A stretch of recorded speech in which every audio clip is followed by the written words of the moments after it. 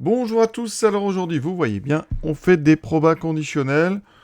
Exercice assez classique, pas le plus simple, vous allez voir, hein, une petite piège dans le texte.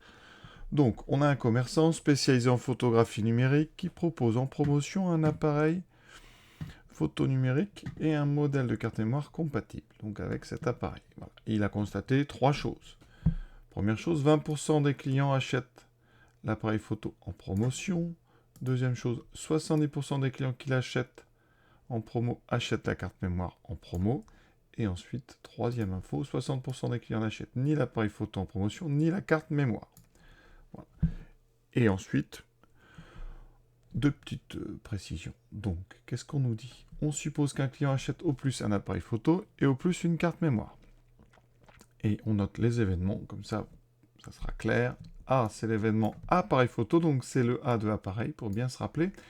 Et le C, c'est l'événement carte mémoire, donc c'est l'initiale de carte. Comme ça, on connaît bien les lettres, ça sera beaucoup plus facile pour se diriger dans ce texte. Donc, première question, on vous demande des probabilités. Et le verbe, c'est donner. Alors là, il y a déjà des choses à dire. Alors, pourquoi je vous ai dit qu'il y avait un piège? Vous allez voir. Alors d'abord, l'ordre du texte. On ne vous demande pas l'arbre tout de suite. On vous demande déjà deux choses. Donc, premièrement A, premièrement B. Alors ça, déjà, ça doit vous alerter un petit peu. Alors, pourquoi est-ce que ce n'est pas si facile? Donc, on va essayer. On va pas faire forcément l'ordre du texte, vous allez voir. On va essayer de faire l'arbre. Et vous allez voir qu'on a un petit souci à un moment, et c'est pour ça qu'on vous aide un petit peu avec deux questions préliminaires. On va faire un arbre. Donc, souvent, on prend les événements dans l'ordre dans lequel on en parle. 20% des clients achètent l'appareil photo en promotion. Donc ici, on va mettre appareil en promotion ou pas d'appareil en promotion. Et on vous dit 20%. Donc ça, évidemment, ce 20%, et en même temps, je vais répondre un petit peu aux premières questions. Hein. Ici, ça nous donne P de A. Ça veut dire que, d'après le texte, hein, P de A est égal à 0,2. Et donc, tout de suite, première question, petit a, tant qu'on est à lire le texte, j'ai P de A, donc le contraire de A bar, a une probabilité qui sera donc 1 moins 0,2, c'est-à-dire 0,8. Jusque-là, ça ne pose en général aucun problème. Deuxième phrase, 70% des clients qui achètent l'appareil photo en promotion achètent la carte mémoire en promotion. Alors là, c'est une conditionnelle. 70% des A vont acheter la carte mémoire en promotion. Donc ça, c'est une sous-branche, c'est la branche qui va de A, donc à carte mémoire, c'était C.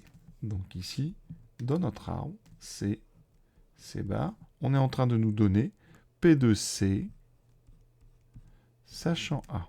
D'accord? Et ça, c'est donc 0,7, c'est-à-dire 70%. Bon. Par complément, ici, on aura donc 0,3. Le piège arrive maintenant, enfin le piège, la difficulté plutôt. 60% des clients n'achètent ni l'appareil photo en promotion, ni la carte mémoire en promotion. Alors ça, c'est quel événement? Eh bien, première chose, on pourrait très bien inverser les deux propositions. On pourrait dire 60% des clients n'achètent ni la carte mémoire en promotion, ni l'appareil photo en promotion. Quand on a ni et ni, on peut inverser les deux. Ça veut dire qu'ici, on n'est pas sur une conditionnelle. On est sur une intersection. Autrement dit, on est en train de vous donner, et là le verbe donner il est très important parce que vous voyez que c'est le verbe qu'on a choisi pour la question. On est en train de vous donner la probabilité d'un événement qui est ni appareil photo, donc je n'ai pas l'appareil photo, donc c'est A bar, et en même temps donc intersection avec ni la carte mémoire, ça veut dire C bar. Donc ici, on vous donne la probabilité, c'est donc 0,6. Et ça, dans l'arbre, eh bien, vous ne pourrez pas le mettre tout de suite. Pourquoi? Parce que les sous-branches, ici, ce sont des conditionnels. Donc il va faire très attention. Et donc le piège, eh bien, c'est que un bon nombre d'élèves, ici, au départ, mettent le 0,6 à cet endroit-là, ici. Et ça n'est pas ici. Ici, vous devez placer P2 C bar, sachant A bar. Ça n'est pas pareil que ni l'appareil photo, c'est-à-dire ce n'est pas pareil que A bar et C bar. La question suivante, vous voyez, un client n'achète pas l'appareil photo en promotion. On est dans une conditionnelle. Autrement dit, dans un arbre, on est au niveau de A bar. Et ensuite, calculer la probabilité qu'il n'achète pas non plus la carte mémoire. Donc quand vous êtes en A bar, il y a deux options. Soit vous passez à C, soit à C bar. Et bien là, on va vous demander quelle est la probabilité de passer à C, sachant que vous êtes déjà en A bar. Donc ici, qu'est-ce qu'on cherche? On cherche la probabilité de C bar. Je n'achète pas la carte mémoire, sachant que je n'avais déjà pas acheté l'appareil photo. D'accord? Donc ici, c'est une conditionnelle. Vous voyez, comprenez un petit peu les précautions que j'avais prises juste avant. Hein. Ici, hein, ça, on ne l'a pas dans le texte. Ça n'est pas 0,6. D'accord? Le 0,6, c'est ce qu'on a en bout de chemin. D'accord? Quand on a fait le produit des chemins des branches qu'on a rencontrées. Donc, comment va-t-on calculer P2C bar A bar? C'est pas très compliqué. Hein. On a des formules. Hein. Des formules même que vous pouvez retrouver en regardant l'arbre. La branche qui m'intéresse. Enfin, pardon, le chemin qui m'intéresse plutôt. Hein. C'est le chemin A bar, C bar. Ici, on a donc ceci. Si on regarde, on parcourt donc tout ce chemin. On va rencontrer une branche de pondération P de A bar, et ici, P de C bar, sachant A bar. L'événement que j'obtiens en bout de chemin, c'est A bar inter C bar. Conclusion, principe multiplicatif, P de A bar inter C bar, c'est donc le produit des branches que je rencontre, P de A bar fois P de C bar, sachant A bar. Et voyez, moi, je connais dans le texte le produit. Je connais ici 0,6. Et je connais aussi P de A bar. C'est ici 0,8. Donc, je vais trouver P de C bar, sachant A bar. Pour ceux qui connaissent bien leur cours, eh bien, c'est l'occasion d'utiliser les formules. P de C bar, sachant A bar, d'après le cours, c'est la probabilité de l'intersection A bar inter C bar, divisé par P de A bar. On a les deux. P de A bar inter C bar, je vous ai dit, c'était 0,6. C'est donné dans le texte. Divisé par P de A bar, c'est en fait les deux probabilités qu'on nous a demandé de donner en première question. Oui. Et donc, c'est divisé par 0,8. Donc, ça nous fait 6 sur 8, ce qui fait donc 3 quarts. Alors, comme tout est en nombre décimal, ici, on va mettre 0,75. Donc, ici, dans mon arbre, je vais pouvoir indiquer à cet endroit ici une probabilité de 0,75 et ici une probabilité de 0,25. Et vous voyez, l'arbre est rempli et on a évité ce petit piège qui consisterait à placer un peu trop vite les nombres qu'on voit. Donc faites bien attention. Hein. Est-ce qu'on vous donne une condition ou est-ce qu'on vous donne une intersection? C'est vraiment le seul endroit où on peut se tromper. Maintenant que l'arbre est fait, on va dire que le plus dur est fait. Maintenant, montrer que la probabilité qu'un client achète la carte mémoire en promotion est 0,34. Qu'est-ce qu'on cherche? On cherche donc la probabilité d'acheter la carte mémoire. Donc P2C, si vous remarquez, c'est très classique, c'est vous avez deux chemins qui mènent à C, celui-ci et celui-ci. Autrement dit, deux chemins m'intéressent, le chemin qui passe par A puis par C et le chemin qui passe par A bar puis par C. Règle des arbres, la probabilité d'un événement, c'est la somme des probabilités qui mènent, des chemins qui mènent à cet événement. Donc j'ai deux chemins qui mènent à C, le chemin qui passe par A puis par C, donc ça sera le chemin A inter C, donc probabilité de A inter C, plus la probabilité du deuxième chemin, P de A bar inter C bar. Chacun est un produit dans l'arbre. P de A inter C, c'est donc P de A, ici, fois P de C, attention, c'est C sachant A. Faites très attention. Plus ici, P de A bar, ça c'est le chemin du bas, fois P de C, mais attention, sachant A bar. Cette formule ici, quand on l'utilise, on peut la citer, c'est ce qu'on appelle la formule des probabilités totales. C'est des multiplications, donc en haut on a 0,2, d'accord, ce 0,2 il est ici, fois 0,7, plus le chemin d'en bas, 0,8 fois ici 0,25. 0,8 fois 0,25. Alors 0,2 fois 0,7, ça fait 2 fois 7, 14. Donc 0,14. Et 0,8 fois 0,25. Alors 0,25, c'est un quart. Donc vous faites un quart de 0,8, ça fait 0,2, qu'on écrit plutôt 0,20. Et vous voyez qu'on trouve 0,34. Alors ça, c'est très très rassurant. Quand on a la confirmation ici, ça veut dire qu'on a bien rempli l'arbre a priori. Et là, si vous n'avez pas 0,34, faites attention, c'est certainement soit une petite erreur de calcul, soit vous avez mal traduit une information. Donc là, il ne faut pas continuer le texte si ici vous n'avez pas trouvé 0,34. Ça serait embêtant parce que vous risqueriez de passer à côté d'une erreur bête et de perdre beaucoup de points bêtement. Voilà, j'insiste, c'est très important, hein. Ne continuez pas dans ce genre d'exercice si vous n'avez pas trouvé ici le bon résultat. Vous avez forcément loupé une petite chose. Quatrième, un client achète la carte mémoire en promotion. Donc là, stop, on est dans une condition. On ne regarde que les clients qui ont acheté une carte mémoire en promotion. Et on veut dans ce cas-là la probabilité que ce client achète aussi l'appareil photo. Donc qu'est-ce qu'on cherche? On cherche donc la probabilité d'avoir un appareil photo. Mais attention, on ne regarde que ceux qui ont acheté la carte mémoire. Donc c'est P2A, sachant C. Et là, vous n'avez pas ça dans l'arbre.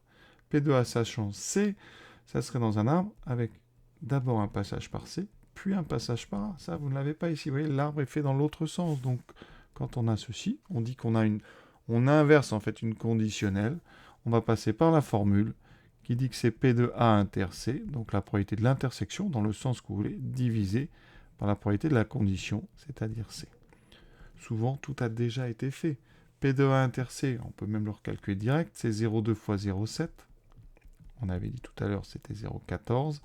P de C, on vient de le faire, c'est 0,34. Donc on obtient 0,14 sur 0,34. C'est donc 14 sur 34. On simplifie par 2, 7 sur 17. Cinquième question. Alors là, ça se complique un petit peu en termes de notions, hein. Le commerçant donc fait un bénéfice de 30%, de 30 € sur chaque appareil et 4 € sur chaque carte mémoire. Et on vous demande de recopier et compléter un tableau donnant la loi de probabilité du bénéfice par client. Alors ici, le bénéfice, c'est ce qu'on appelle une variable aléatoire, hein. Donc on peut l'appeler B. Hein. B prend 1, 2, 3, 4 valeurs que vous avez facilement dans l'arbre. On va simplifier l'arbre. Dans l'arbre, vous voyez, vous avez 4 chemins. 4 types en fait de clients. Soit le client qui est passé par le haut et qui a pris donc A et C, c'est-à-dire A inter C. Dans ces cas-là, grâce à ce client, le commerçant gagne 30 € pour l'appareil et 4 € pour la carte, donc 34 € de bénéfice. Le client A et C bar, c'est-à-dire un client qui a acheté l'appareil mais pas la carte, ne fait gagner que 30 €. Le client A bar et C n'achètent pas l'appareil et que la carte, donc avec lui, on ne gagne que 4 €. Et le dernier client, A bar et C bar, avec qui on ne gagne rien, puisqu'il n'achète rien. Ça veut dire qu'ici, notre variable aléatoire, elle prend 4 valeurs. Hein, ça, c'est toujours le début, savoir quelle valeur prend notre variable. Donc ici, on a 0, on nous a aidé un petit peu, on a déjà rempli. Ensuite, on a 4, on a 30 € et on a 34. Alors, il n'y a rien d'obligatoire, mais en général, on met les valeurs dans l'ordre. Et on va indiquer, et c'est ça qu'on appelle donc une loi de probabilité, c'est juste, en fait, les probabilités de chacune des 4 valeurs que peut prendre B. C'est tout, on met ça sous forme d'un tableau. On pourrait très bien l'écrire en ligne, valeur par valeur. Alors, on vous dit que 0, ça correspond à 0,6. Alors, on vérifie effectivement ça. La probabilité que notre bénéfice vale 0 €, c'est tout simplement la probabilité de l'événement A bar inter C bar. Donc, dans l'arbre, 0,8 fois 0,75. Et vous voyez qu'on trouve ici, donc 3/4 de 0,8, ça fait bien 0,6. Ça, vous n'êtes pas obligé de le faire, mais je vous explique. Voilà ce 0,6. Ensuite, 4. La probabilité que le bénéfice soit égal à 4. C'est donc dans l'arbre uniquement le chemin A bar inter C. Donc, les multiplications, ça sera 0,8 fois 0,25. C'est-à-dire 1/4 de 0,8. On trouve donc 0,2. On écrit ça. 0,2. Ensuite, 30 €. Donc, probabilité que le bénéfice vale 30. On est donc dans le chemin, on passe par A et par C bar. Donc, on va multiplier 0,2 par 0,3. Donc, ici, 0,2 fois 0,3. Ça fait 0, attention, 0,6. pas se tromper parce qu'après, il y a un petit calcul à faire avec ces probabilités. Donc, voilà. Pour 34, deux possibilités. Soit vous utilisez le fait que la somme des 4 probabilités ici, eh bien, elle doit valoir 1. Donc, on a 0,6 et 0,2, ça fait 0,8.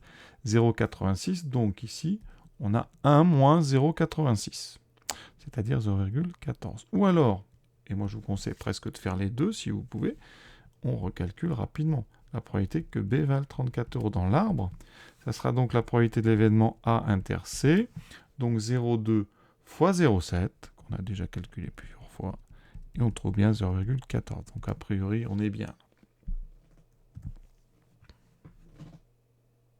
Dernière question. Pour 100 clients entrant dans son magasin, quel bénéfice ce commerçant peut-il espérer tirer de sa promotion? Alors, il y a un mot qui est important ici, c'est le verbe ici, espérer.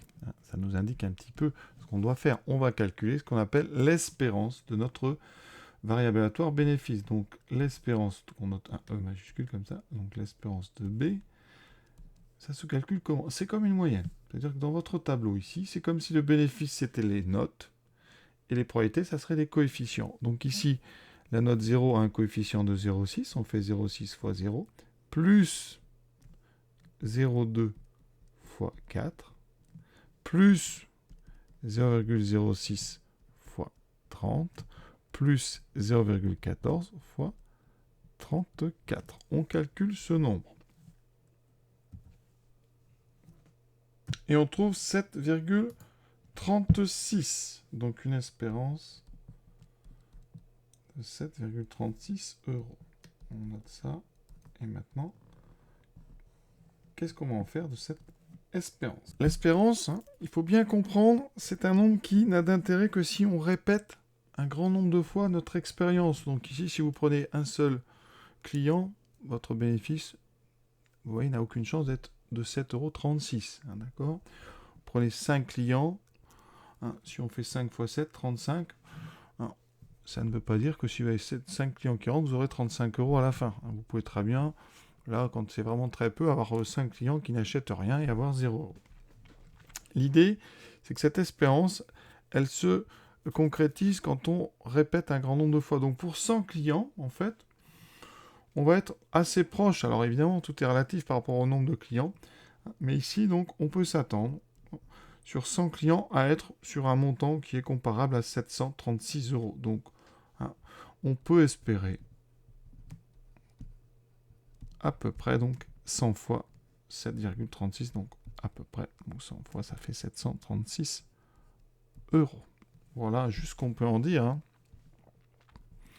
Évidemment, vous n'aurez pas forcément 736 €. Vous pouvez, évidemment, dans certains cas, avoir 100 personnes qui n'achètent rien et avoir 0 €.